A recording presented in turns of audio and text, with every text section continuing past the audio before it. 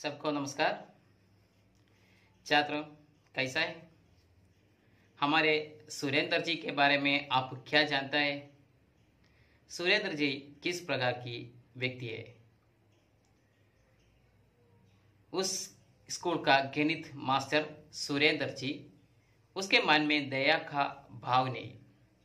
वह छात्रों को हमेशा चापट मारने लगते हैं और छोटी सी जरा सी गलती पर बच्चों को इधर उधर फेंक देते थे। ठीक है। और बेला और साहिल उस मास्टर जी को और सभी छात्र उस मास्टर जी को डर लगते थे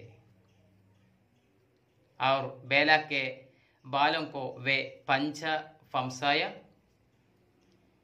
इसके बीच साहिल बुरी तरह डर गया और वह अपने जगह पे पास आकर बैठ गया। साहिल से नजर से नहीं मिल पाई। കഴിഞ്ഞ ക്ലാസ്സിൽ നമ്മൾ ഈ ഒരു ക്വസ്റ്റ്യൻ വെച്ചിട്ടാണ് അവസാനിപ്പിച്ചത്. അതായത് ആ സ്കൂളിലെ സുരേന്ദ്രൻ മാഷെ എല്ലാവർക്കും പേടിയായിരുന്നു. അയാൾ എല്ലാ കുട്ടികളെയും ചെറിയ തെറ്റുകൾക്ക് പോലും ഉപദ്രവിച്ചിരുന്നു. അങ്ങനെ ഒരു വളരെ ചെറിയ തെറ്റിന്റെ പേരിൽ ബേലയുടെ മുടി പിടിച്ച് വലിക്കുകയും പിന്നീട് അത് തെറ്റല്ല എന്ന് അയാൾക്ക് മനസ്സിലാവുകയും ചെയ്യുന്നുണ്ട്. എന്നിട്ടും അയാൾ ആ പുസ്തകം എടുത്ത് ബേലയുടെ സീറ്റിലേക്ക് വലിച്ചെറിയാണ്. അങ്ങനെ അവൾ ആ സീറ്റിൽ ചെന്നിരിക്കുന്ന സമയത്ത് സാഹിലിനെ അവളുടെ മുഖത്തേക്ക് ബേലയ്ക്ക് സാഹിലിന്റെ മുഖത്തേക്ക് നോക്കാൻ സാധിക്കുന്നില്ല. ജബ് വഹു സാഹിൽ കെ പാസ് ഉസ്സെ നസർ നഹി മില പായി ക്യോം എന്നാണ് ചോദ്യം. അതിന് ആൻസർ എന്താ? വഹ് സാഹിൽ കെ സാമനെ अच्छी लड़की है, साहिल के नजर में अच्छी लड़की है और उसके सामने वे शर्मिंदा नहीं हो सकता था. ठीक है. സാഹിലിന്റെ മുന്നിൽ എപ്പോഴും ഒരിക്കലും ലജ്ജിതയാവാൻ അവൾ ആഗ്രഹിക്കുന്നില്ല. കാരണം സാഹിലിന്റെ കണ്ണിന് മുന്നിൽ അല്ലെങ്കിൽ സാഹിലിന്റെ മുന്നിൽ അവൾ ഒരു നല്ലൊരു കുട്ടിയാണ്. അതാ ചോദ്യത്തിന് അടുത്തുള്ള പാരഗ്രാഫിൽ മുഴുവൻ ഭാഗങ്ങൾ എഴുതി വെക്കണം.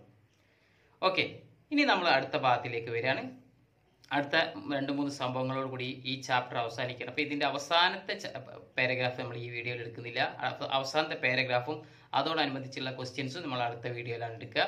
അപ്പോൾ എല്ലാവരും ശ്രദ്ധിച്ചിരിക്കുക. दीपावली की छुट्टियों के बाद जब स्कूल खुला तो बेला के सिर पर सफेद पट्टी बांध दी थी. कोई उसे होई होई सफेद पट्टी कह रहा था तो कोई सुल्ताना ठाकुर तो कोई कुछ और कहकर चिढ़ा रहा था. വളരെ സിമ്പിൾ ആയിട്ടുള്ള ഒരു പാരഗ്രാഫ്. ദീപാവലി छुट्टियों के बाद जब स्कूल खुला तो बेला के सिर पर सफेद पट्टी बांधी थी. അതായത് ഈ ദീപാവലി അവധി കഴിഞ്ഞിട്ട് സ്കൂളിലേക്ക് വന്ന സമയത്ത് ബേലയുടെ തലയിൽ എന്തുണ്ട്? ഒരു വെളുത്ത ബാൻഡേജ് ധരിച്ചിട്ടുണ്ട്, ഒരു മുറിവ് കെട്ടിയിട്ടുണ്ട്.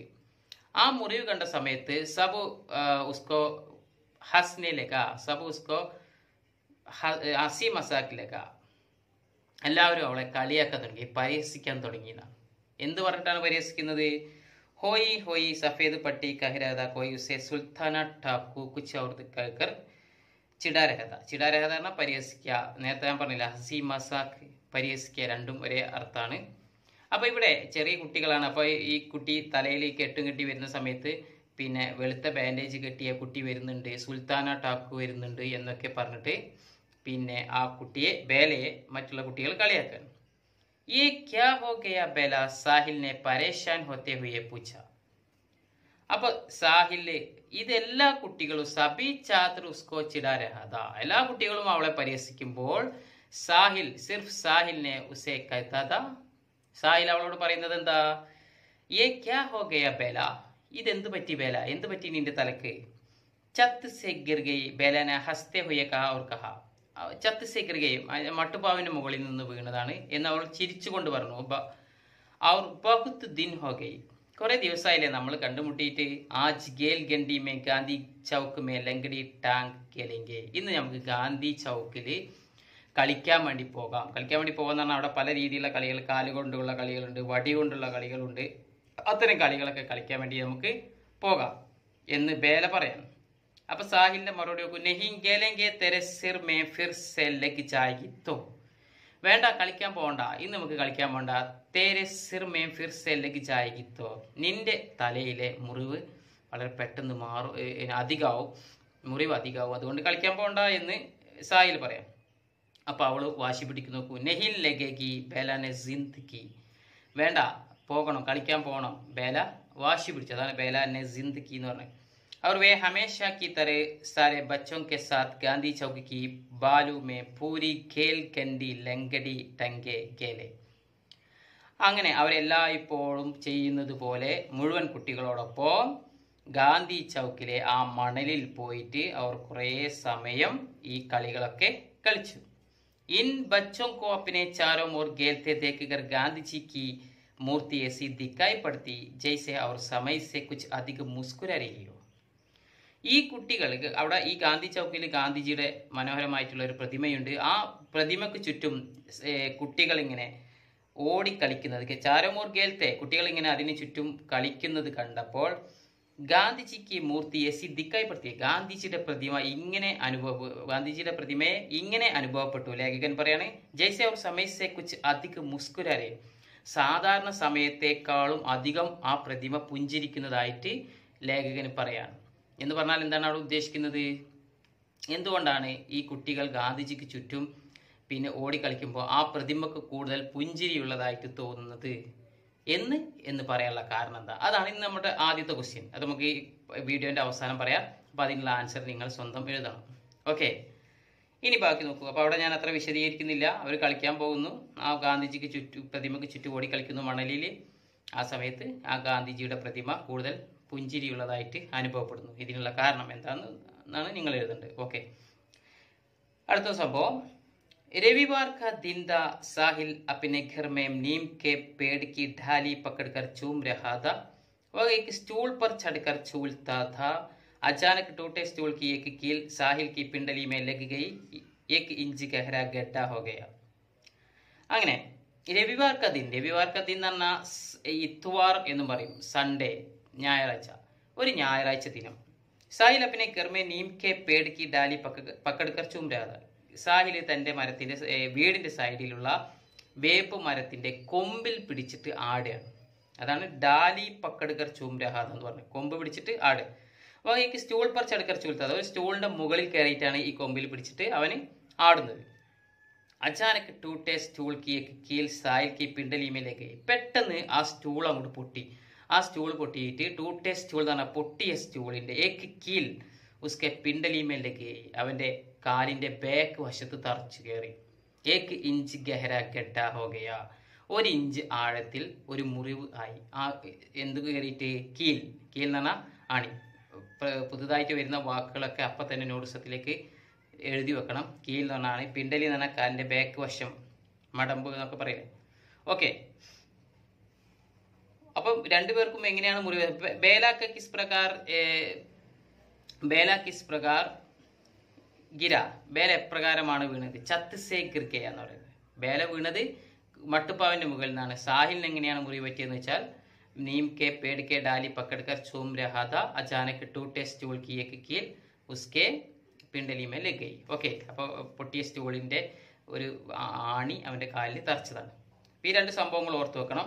ഇനി അടുത്ത് നോക്കൂ, ഉസേ സർക്കാരി അസ്പതാൽ മേ പട്ടി ബന്ധുവാനെ കെ ലിയെ ലേ ജായ ഗയ, അവനെ ഗവൺമെൻറ് ഹോസ്പിറ്റലിൽ മുറിവ് കെട്ടാൻ വേണ്ടിയിട്ട് കൊണ്ടുവന്നു. ലേ ഗയ എന്ന് പറഞ്ഞാൽ കൊണ്ടുവന്നു. ഉസ്നെ ദേഖ കി 2 ലോഗോं को छोड़कर आंखें बेला करी है. അവനിങ്ങനെ നോക്കുമ്പോൾ സർക്കാർ ഹോസ്പിറ്റലിൽ അത്യാവശ്യം ക്യൂ ഒക്കെ ഉണ്ട്, അതാണ് ഭീഡ്, തിരക്കുണ്ട്. ആ തിരക്കിന് 2 ആളുകൾക്ക് മുന്നിലായിട്ട് ബേല ഗടി, ബേല നിൽക്കുന്നുണ്ട്. ബേല എന്തിനു വേണ്ടി വന്നതാണ്? സിർമേ പട്ടി ബന്ധുവാനെ ആയി, അവളുടെ തലയിലെ മുറിവ് മാറ്റി കെട്ടാൻ വേണ്ടിയിട്ട് വന്നതാണ്. അപ്പോൾ 2 പേരും വന്നത് ഒരേ ഉദ്ദേശത്തിലാണ്. പക്ഷേ സാഹിൽ ഇപ്പം ഇന്നാണ് സംഭവിച്ചത്, ബേലക്ക് 2 ദിവസം മുന്നേ സംഭവിച്ചത്, അവൾ മാറ്റി കെട്ടാൻ വേണ്ടി വന്നത്. स्कूल आते जाते हुए और कक्षा में कई दिनों तक 2 ऐसे बच्चे दिखाई देते रहे जिनमें से एक के सिर पर पट्टी बंधी होती और एक की पिंडली में. സ്കൂൾ തുറന്നിട്ട് കുറേ ദിവസം ഈ 2 കുട്ടികളെ ക്ലാസ്സിലും ഗ്രൗണ്ടിലും മറ്റ് പല വരാന്തയിലൊക്കെ ഇങ്ങനെ കണ്ടിരുന്നു.